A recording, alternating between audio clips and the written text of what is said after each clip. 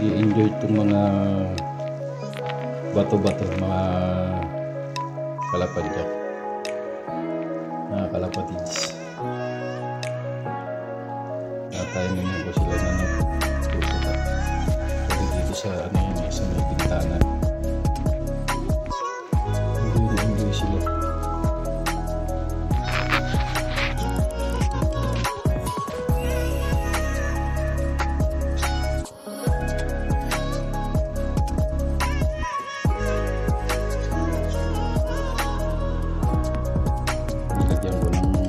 Patoka kanina, madalas ko yan nilalagyan. Itong ganitong sistema ang ginagawa mga kalapatids, kalapadyak, babayan. Sa init ng panahon ngayon, grabe ang init ngayon, nagpo-40 mahigit. Kawawa itong mga ibon. Kaya ito naman itong box na to dati ko itong pinatutubuan ng halaman. So ngayon ginawa ko, nilagyan ko siya ng pagkain at saka tubig para kung sino yung maliligaw ng mga ibon katulad nitong mga bato-bato, at least sila, nakakapanuka sila. Mamaya marinig tayo, kawawa rin naman yung iba, nagbabagsakan na lang sa puno. Siguro sobrang init. Kahit ito makakatulong tayo ng konti sa mga ibon. Yan sila. Marami yan actually na nagpupunta dyan. Na-timingan ko itong dalawa. Kaya binidyo ko, binlag ko. Pasensya na kayo At ito ang ating content ngayon. Napusuan ko lang.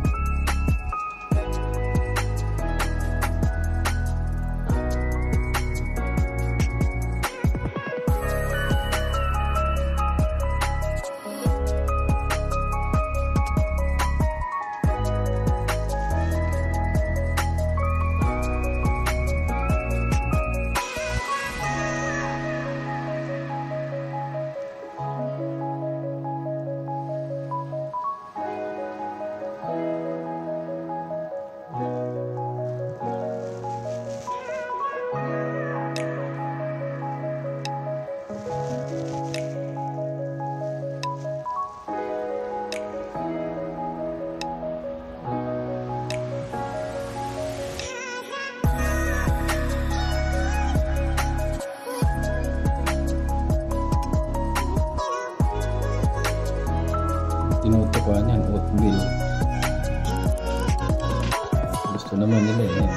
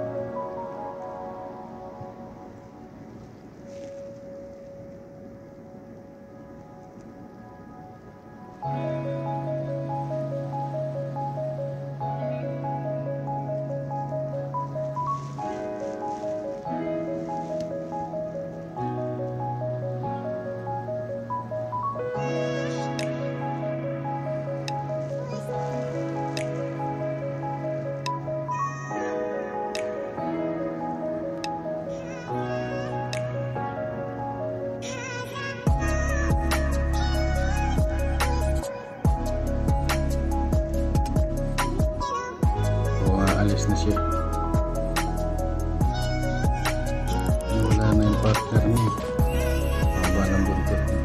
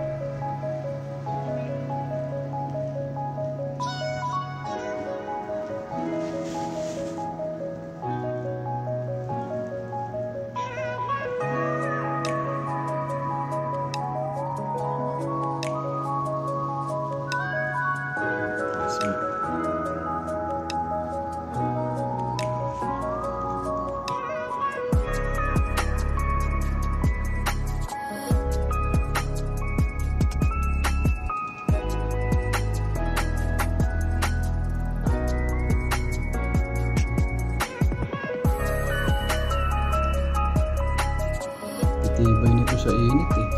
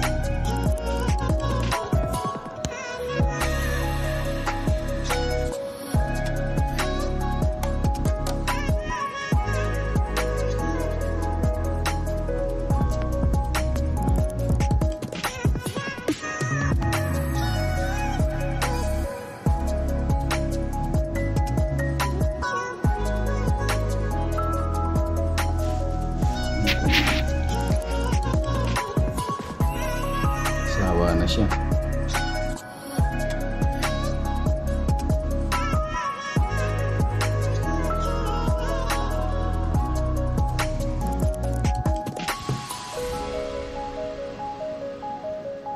Litang ulo.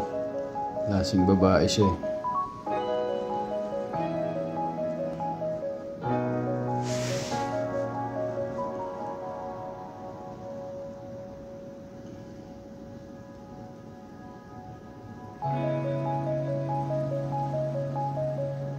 Tayo siya ng hangin, oh. Lakas ng hangin, oh.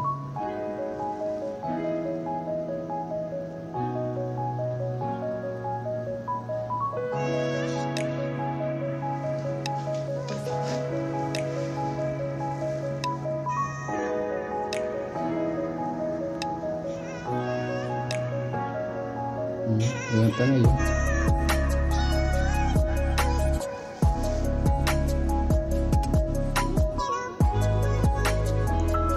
Ito yung magsasawang manonood, mga kalapadyak, mga kababayan, mga kalapatids.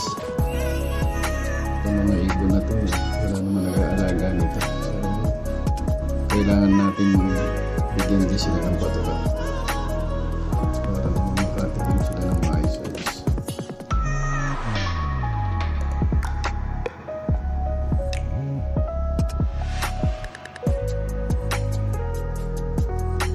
Tulog na yata siya. Patukanan ka. Mamaya may pupunta pa dyan. Hinain na siya.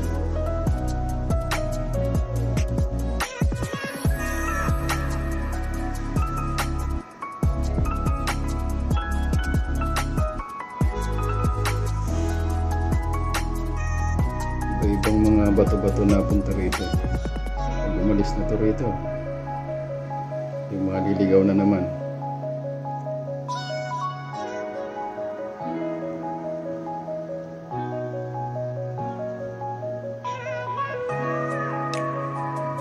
Sige, dito na muna tayo mga kalapadyak. Salamat sa pagsubaybay ha. Kahit ganito lang ang ating content, na timingan lang natin eh. Okay, salamat po, mabuhay po kayong lahat. Magandang araw, magandang gabi sa inyong lahat. God bless you all. I love you all. Bye.